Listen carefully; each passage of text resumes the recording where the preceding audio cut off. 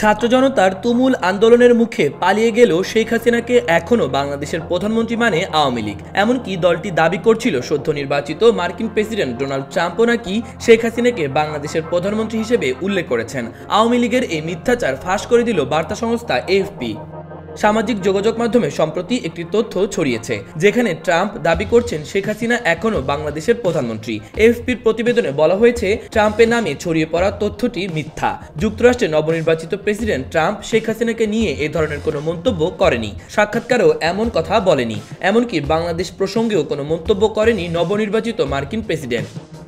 ফেসবুকে 9 নভেম্বর বাংলা ভাষায় লেখা একটি পোস্টের কথা উল্লেখ করা হয়েছে এএফপির প্রতিবেদনে। পোস্টে লেখা হয়েছে, পিবিডিকে দেওয়া এক সাক্ষাৎকারে ডোনাল্ড ট্রাম্প বলছেন শেখ হাসিনা এখনও বাংলাদেশের প্রধানমন্ত্রী বলে মনে করেন তিনি। বাংলাদেশ সরকারের অবৈধ দখলদারদের উদ্দেশ্যে ট্রাম্প বলেন, যারা বলছেন শেখ হাসিনা পালিয়ে গেছেন তারা আমাকে পদত্যাগপত্রটি দেখান। ফেসবুকের ওই পোস্টে একটি ছবিও জুড়ে দেওয়া হয়। ছবিতে দেখা যাচ্ছে পিবিডি পডকাস্টের উপস্থাপক প্যাট্রিক বেট ডেভিডের সঙ্গে বসে আলাপচারিতা করছেন ট্রাম্প। ছবির ওপর বাংলায় লেখা, আমি মনে করি হাসিনা এখনও বাংলাদেশের প্রধানমন্ত্রী ট্রাম্প। একই ধরনের দাবি করে ফেসবুকে আরও অনেক পোস্ট দেওয়া হয়েছে। এএফপি বলছে, গত 7 অক্টোবর ট্রাম্পের দেওয়া ওই সাক্ষাৎকারে পিবিডি পডকাস্টে নামের একটি ভেরিফাইড ইউটিউব চ্যানেলে প্রকাশ করা হয়। ভিডিওটির শিরোনাম ছিল Donald Trump gets emotional speech on terror force Obama and Iran.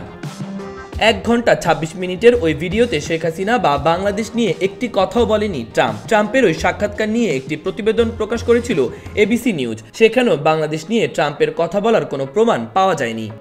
Mahbubur Rahman ইমন, খবর সংযোগ।